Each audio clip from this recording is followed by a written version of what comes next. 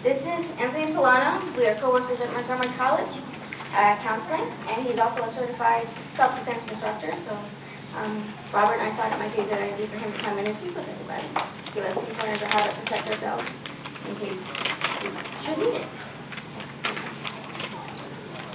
Hello, my name is Anthony Solano. As Heather said, I've been working with a self-defense organization called RAD. It's rape aggression defense or resisting aggression with defense, depending on how we use the term. The handouts that you all have are kind of basic what we're going to cover a little bit today. It was really interesting to read the description of my presentation that said, a unique way of self-defense. Yeah, no. There will be no unique way of self-defense today, okay? No matter where you go or where you learn self-defense, it typically comes down to what basic principles you are following and what the instructor is trying to convey to you to improve your ability to defend yourself. It doesn't matter typically whether you have, what weapons that you have or what you use. It is typically how you use them, and in many cases, how you use this. So in the handout that you have in front of you, the first thing that it talks about is what are the 4 risks to personal safety. Okay? And basically what that means is that no matter what self-defense instructor you go to, all right, no matter where you go or who teaches you, okay, it's all going to be about what is in your head, all right, what's in your brain, because that is typically what you are using to defend yourself. Yes, you're going to be using parts of your body as well, but in many cases it's going to come from your brain. And you'll notice the first thing that's on there is awareness. Can anybody in here tell me what awareness probably means in this case? What do you think awareness means? Go ahead. Being aware of your surroundings. Yeah. Aware of your surroundings and the people that you're with. Okay. And why is that important to you? Because you need to make sure that you are extremely aware of your surroundings in case you get threatened. And you need to plan an exit strategy, or you have to have plan B. That's how you're going to defend yourself. Right. So you need an escape strategy and you need a plan. All right. In many cases, awareness is about what is around you. And I know in many cases for a lot of you, your awareness is already heightened versus the awareness of the individuals that I teach on college campuses. I always threaten them that I'm going to sneak up one day on campus and just yell in their ear, because they walk around with iPhone buds in their head, all right? They're crossing the street, looking down, reading the paper, all right? Heather knows full well at the Montgomery College Germantown campus, there's a crosswalk that goes from the campus to the parking lot. You really got to pay attention, because someone will mow you down. All right, even though there's a big crosswalk that says, stop for pedestrians. Do you think anybody stops? No. Okay. So again, got to pay attention to what they're doing. So awareness in many cases is awareness about what your surroundings look like. All right, where are you going? How are you going to get there? What elevator do you use? What kind of ground are you on? Are you using the flat carpeted ground? Are you going to have to go up ramps? Are you going to have to go down ramps? Like, where are you, and how does that, how aware are you? And then secondly, when we talk about awareness, we talk about a plan. All right? Do you have a plan every time that you go someplace?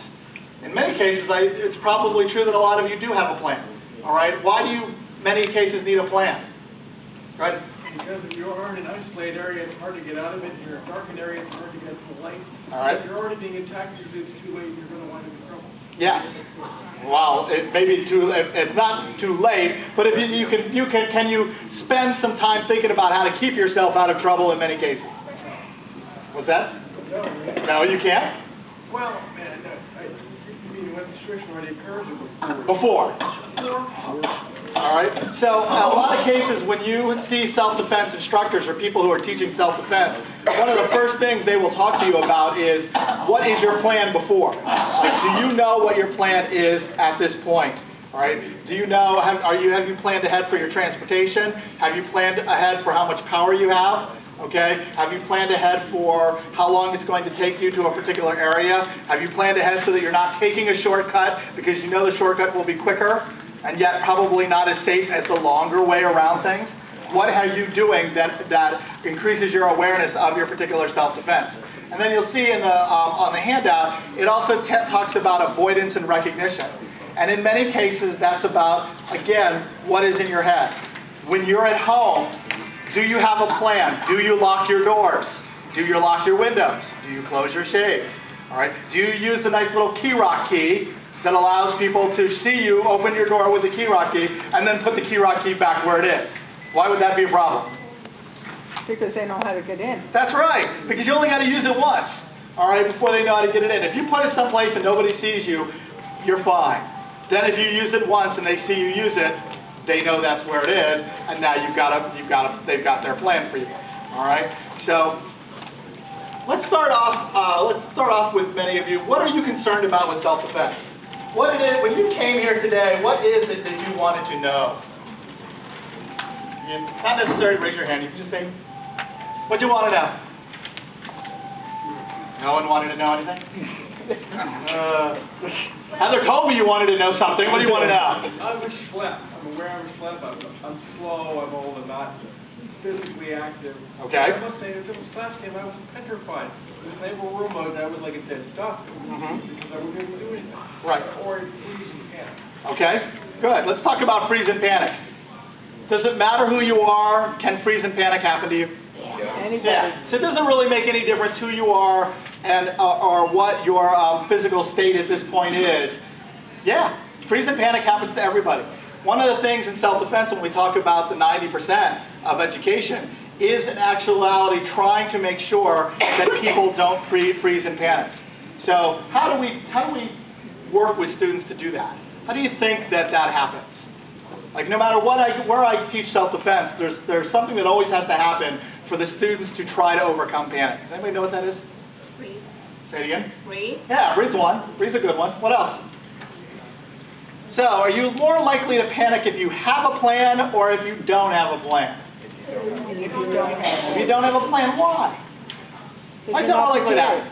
Say it. You're not prepared. Not prepared, and I heard that one back there. And you don't know what you're doing. Right. So if you don't know what you're doing, is it likely that you will panic?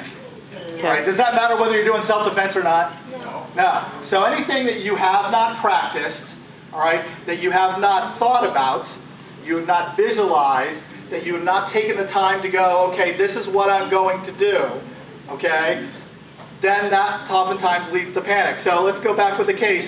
When you think about when you're at home, something happened when you were at home. Some of you probably have different types of plans, like you might have a fire plan, all right, or you might have, I don't know, what kind of plans might you have? Help me out here. Falling and not being able to get up. There you go, a falling plan. That's a good plan. What else? Anybody? So the place is on fire. You've fallen down and you can't get up. What else? There's an earthquake, a fire. What's that? An earthquake, a fire. Oh, earthquake. There's another plan. Got an earthquake plan. All right. There's the flood plan. Could possibly be the terrorist plan. That's the DC thing we got here. All right. What if you're eating and you choke? All right. Swallowing out of the low. Right. And that's the choking plan. All right. Yes. Now the problem with the choking plan is that I'm not here for choking. I'm so sorry. All right. But yes, should you have a choking plan? Have you talked to your doctor about a choking plan? Again, it's the same that kind of strategy.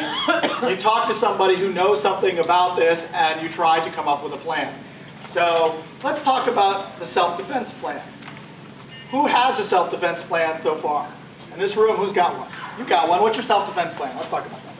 If I get approached from the rear, which has happened more often than not, I kick the motor into reverse and just keep moving until either the wheels stop, and then usually I don't resort to using weapons or implements because more often than not they can be taken from you. Okay. And or you more often than not, if you end up hurting someone else, you're going to be the one that gets arrested. Okay. But I do have that as a last option. I have in the past carried mace and other implements. I try to keep from using those kind of things, generally because it just creates more uncertain variables. But generally, it's three basic things. I tend to look everywhere when I'm going somewhere. I try not to roll around with earbuds, although it's a habit. Bad habit, by the way. All right. Does it necessarily mean, that's terrible? No. But what does it do if you're wearing earbuds? It distracts you, and that's right. It deafens your ability to hear. I mean, separate from being assaulted entirely, you can get plowed into just by about anything, or if you're just not paying attention, you can hit a wall. That's right. So then you don't even have to worry about people trying to harm you. Bad things can happen with earbuds no matter what. And then the third and final thing I tend to do is I don't advertise that I have anything on me that someone would want to take. Okay. Like a lot of people, and this was a famous thing a couple of years ago when the iPhone, or a few years ago when the iPhone and the iPod first came out a few years ago, people would walk around with the white Apple earbuds, Yes. which was just an invitation for somebody to do a snatching grab. Right, because they could basically trace it right through the source of what you're using. Yeah. That's right. And, and I don't, and this may be somewhat arbitrary or not, but I don't present myself in a physical manner to not be capable of, if somebody does approach me, and that has happened on occasion, more often than not, just the appropriate facial expression and the appropriate body language, if you can pull that off, deters people from wanting to, for lack of a better word, mess with you. Okay, anybody else? Because that was actually a pretty good plan we got. I live in the city, so I work 2 minutes off work Okay. in Philadelphia, so I try Ooh, to make okay. sure that, I'm in a safe neighborhood, but I just try to make sure that I'm in an area where there's people and stuff going on around me where I'm not alone, so that if something were to happen, I could scream and someone would be able to hear me, or if I was being followed or something like that, because I wouldn't be able to run really fast. Right. So I just want to make sure that there's people around me. If I am traveling alone, I Right. prefer not to, just because of the girls, so that's not a good idea, but. Okay. Anybody else? Okay, why don't you share? Talk about it. No one's going to help me today, are you? I see. All right. So let's go back to your point about the decision-making process about what it is you carry and what it is you employ. One of the problems with employing something, again, is a lot of people are afraid that it'll be taken away from them. So obviously, if you have a weapon, that it can be taken away from you. What is the number one way to assist yourself in using something that's on you as a weapon? Don't advertise you have it. Okay, that's one. And be absolutely certain that you know how to use it in such a fashion that if something does happen, it's a muscle memory thing where you grab it automatically and don't even think about it. Right, and how do you do that? That's right. Just practice. That's practice. I mean, Okay. And I probably shouldn't, well, what else?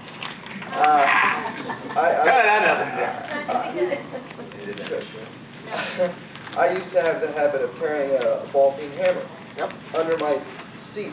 Now, odds are nobody's going to reach between my legs to grab for my hammer, but I can certainly get to it a lot faster than anybody else. What I've had happen on occasion, on the subway, or we're going from the bar or something. And someone had the misfortune to come up behind us and more or less tried to pin us off the sidewalk. And of course I spun around and I didn't really do anything. I just had the hammer in my hand, and immediately they kind of were like, "Oh." Yeah, it was fine, but you were like, "Oh." Well, I'm paranoid. She was paranoid and he was drunk. I actually wasn't drunk. Stories get better all the time. I was paranoid, but I wasn't drunk. Okay. Just stick with us, we pick great stories. But Oh, good. That's not a good example, but.